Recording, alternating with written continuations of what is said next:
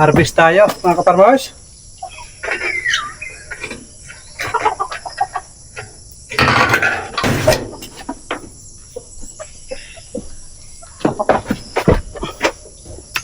Saging nyo nasa taas.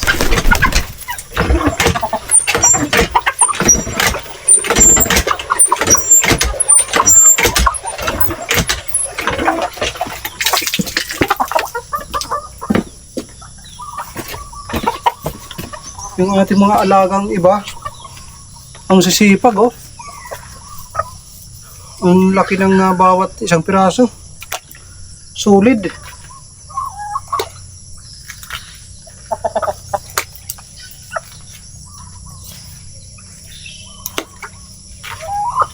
Mabilisan lang ito yung pagpapakain natin sa ating mga alaga dahil mayroon akong mga plano ngayong araw. Magtatanim tayo ng red lady papaya, dapat mga lahati, tapos bukas ulit para matapos na bukas. Kailangan na maitanim lahat dahil lumalaki na yung ating mga papaya. Merong mga ibang mga kaparmers nag-comment, sabi niya yung balat ng saging ay pwedeng ipakain para sa mga native na manok. Pwede mga kaparmers, kaso nga lang yung problema is yung oras. Marami naman tayong stock na saging, wala akong problema. Bawat araw nag-harvest ako isa, dalawa, sinasabit ko dito. Pagkain lang lahat yan ng ating mga alaga, yung mga saging na inyo nakikita. Yan, mga apaw na. Dinamihan ko na dahil yung iba nabubulok na lang oh. Sobrang dami. Yung ating mga alagang Peking duck ay masayang masaya dahil palagi silang busog. Mga apaw na. Yan. Hulog. Sa akin na to. Meron naman kayong nahulog dyan na commercial feeds. Yan. Gustutin lang natin. Gustutin ko lang to para mahalo ng maayos dito sa commercial feeds. Ayan oh. Punong-puno na. Kanina tubig lang yon. Nang nahalo na lahat, parang commercial feeds na rin lahat oh, yung kanyang thickness. Meron isang buo. Napakalaking tulong talaga yung aking na-discover na pakol na saging. Walang kumapansin dito. Sagabal sa mga lupa yung tingin nila. Pero sa akin, tinitingnan ko once na nagurang na, tinatandaan ko yan kung saan yung susunod. Ayan o. Pulad. Ang halo dito. Tapos integra. Tapos darak ng palay. No? Ganyan na.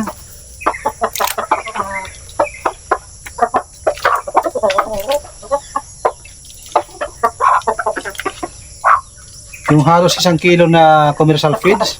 Ngayon, katumbas na siguro mga 6 hanggang basta marami, mga kaparmers. Oh, napuno yung maliit na balde.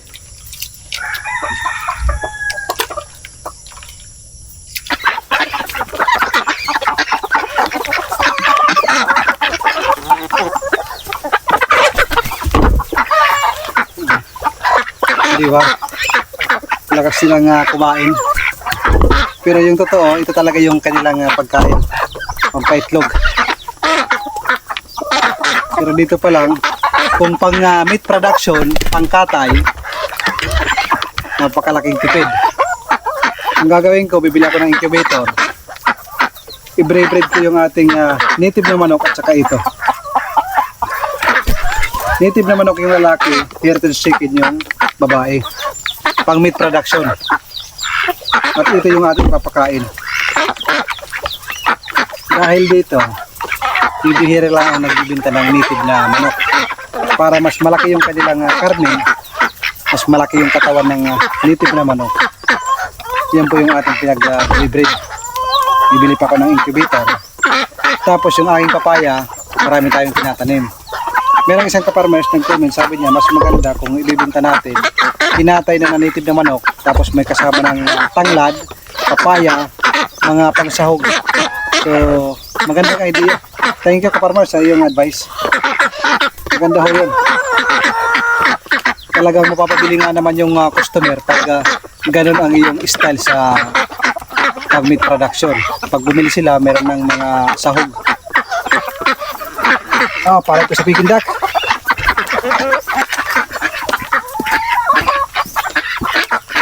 Sulong!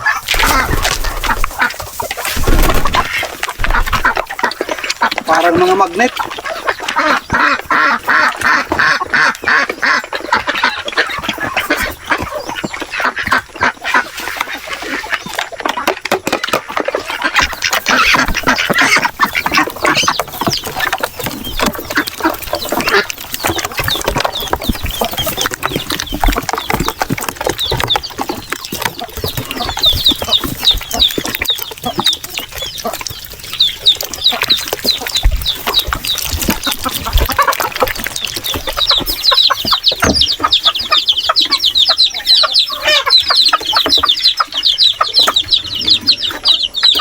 Dito naman yung ating mayroong sisiw na native na manok.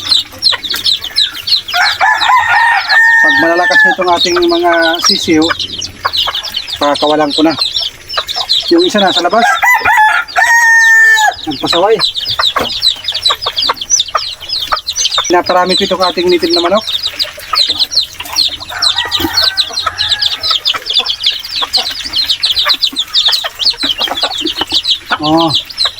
Silip pa ng silip dyan. 1, 2, 3, 4, 5, 6. Nasa labas yung isa. Yung isa, nandun sa loob ng styro, mayroong ilaw dahil kahapon napunta sa langoyan ng Peking duck. Nilalamig sobra, kaya nilagay ko doon. Tsaka mayroon pang isa doon na napisa, galing doon sa isang inahin. Nandun sa loob ng styro.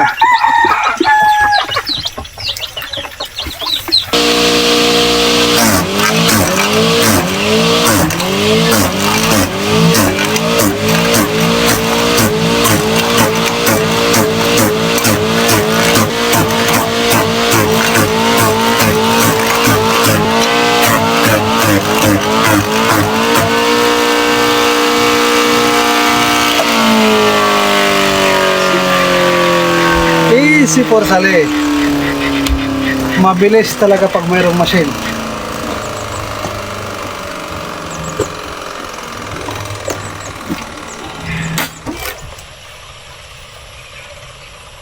Check the brake.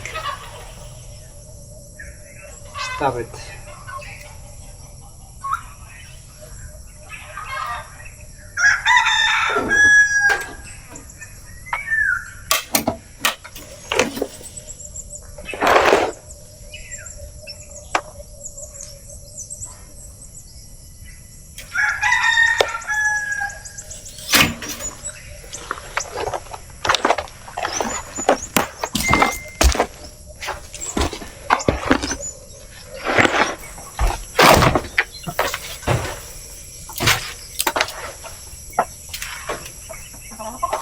Native pig pagkain nila. Sigurado doon ko na ihahalo sa kanilang mga kainan.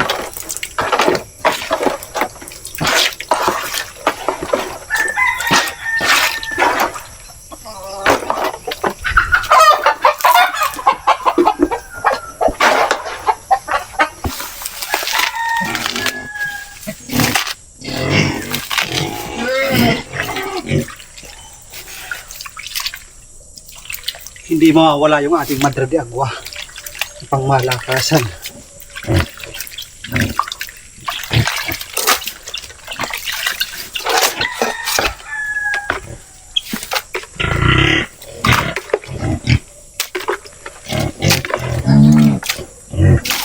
Sa una, dalawang kainan lang yung binibigay ko, pero nag-aagawan.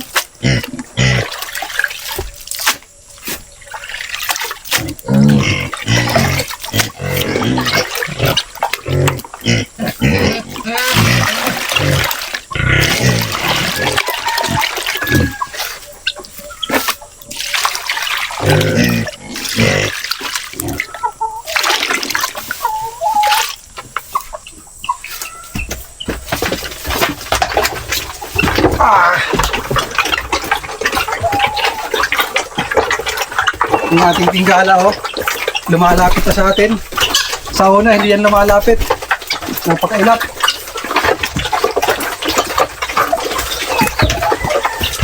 Dito.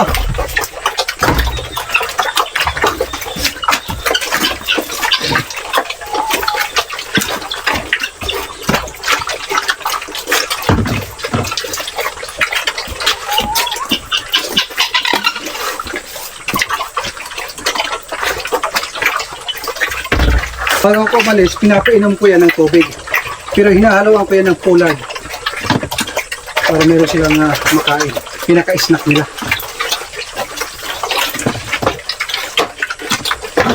Pwede na ito pang lechon de leche. Baka dalawa. Hindi lang ako sure. Isa or dalawa sa pista. Basta yung mga lalaki yung ating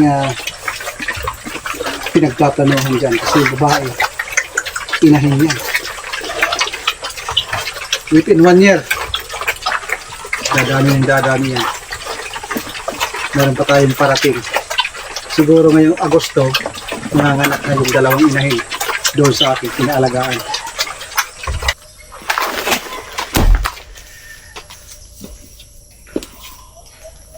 Magtatanggal tayo ng puso para lumaki yung mga saging. Para sa mga taga-syudad, hindi nakakaalam, once na hindi tanggalin yung puso, hindi lumalaki yung bunga ng saging. Kasi napupunta yung ibang nutrients dito sa puso, humahaba ng humahaba. Parang pagtutuli din to. Pag once na matanggal ito, lalaki yung bunga ng ating mga puso. Ayan o, marami na pong pwedeng i-harvest. Yan sa taas, pwede na i-harvest. Nandoon sa may gilid, pwede na i-harvest. Ito nga oh, latundan, pwede nang i-harvest yan. Meron nga akong baon dahil sobrang dami ng ating hinog na saging. Marami na tayo nabenta pero daming hinog. Pagkain ng tao, pagkain ng alaga.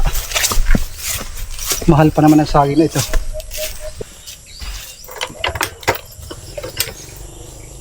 Dito oh, bigay ko sana sa ating mga alaga mamaya pag nag-snack yung ating mga alaga dahil bumiyak. Pero pwede pang kainin mamaya na lang pag snack kasi kakakain pala ng ating mga alaga. Ito yung pinakamahal na saging, bangaran kung tawagin, lakatan naman sa Tagalog. Dami. Kapitbahay ko binigyan ko kahapon, kagabi pala.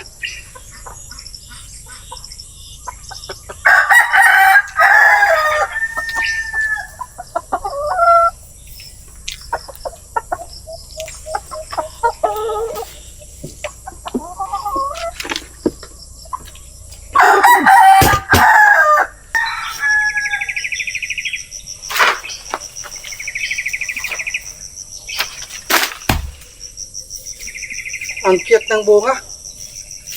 Napakaliit ng bunga dahil yung kanyang vitamins na nakukuha sa lupa maliit lang dahil nga sa kawayan na yan.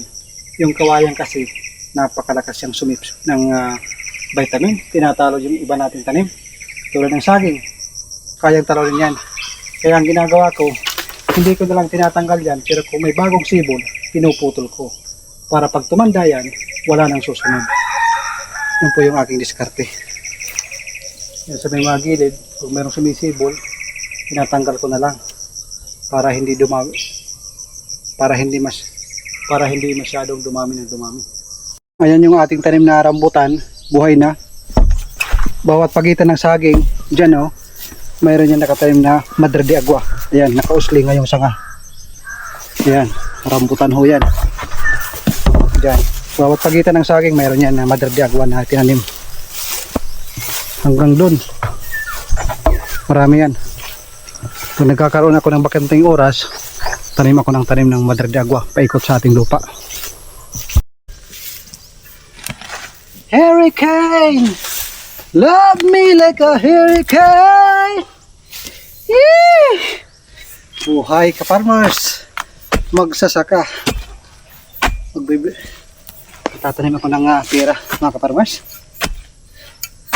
Pero papaya muna bago maging pera. Oh, pang 20 na butas. Alright.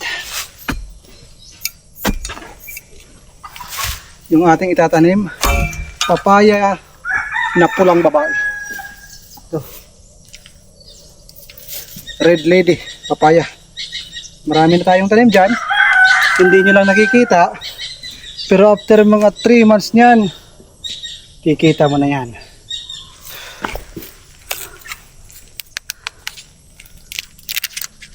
Tanim na dahil malalaki na.